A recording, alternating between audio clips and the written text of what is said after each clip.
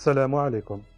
انتهت أشغال بناء مدينة المهن والكفاءات الخاصة بجهة الرباط صالة القنيطرة في تمسنا، وكتنتظر تدشين صاحب الجلالة محمد السادس ضمن الزيارة ديالو اللي غادي يقوم بها لمدينة تمسنا.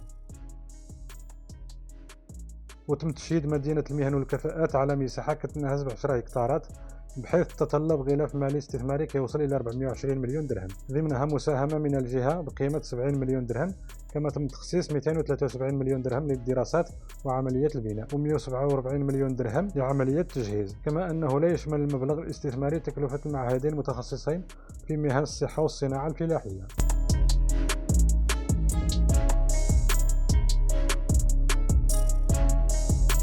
وغادي توفر مدينة المهن والكفاءات في جهة الرباط صالة القنيطرة بطاقة استيعابية كتوصل ل 4500 مقعد بيداغوجيا، وغادي تميز بعرض تكويني مبتكر ونموذج بيداغوجي فعال. كما غادي توفر المدينة على معهد تكوين في مهن الصحة بالرباط، ومعهد تكوين في مهن الصناعة الفلاحية بالقنيطرة. ووعيا منها من انتظارات الأجيال الجديدة، فإن مدن المهن والكفاءات غادي تمنح للمتدربين المستقبليين بيئة تعليمية فريدة، ذلك بفضل البنيات المشتركة المبتكرة اللي كتوفر عليها، بحيث غادي يتم تزويد مدينة المهن والكفاءات بمركز للغات والكفاءات الذاتية ومركز وظيفي وفضاءات، فضلا عن حاضنة ومكتبة وسائطية وخدمات للمقاولات وريادة الأعمال ومركز للندوات.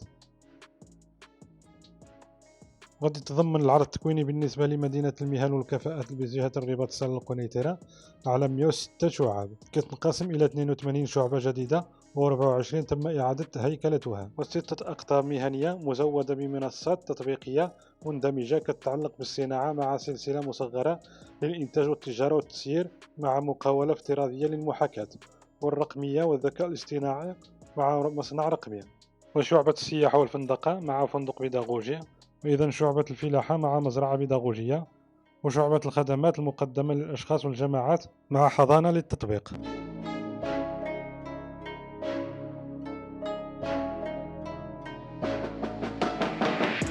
وصلنا لنهاية الفيديو أعزائي المشاهدين، ما تنسوش تشجعونا بلايك والاشتراك في القناة إذا عجبكم الفيديو، والسلام عليكم.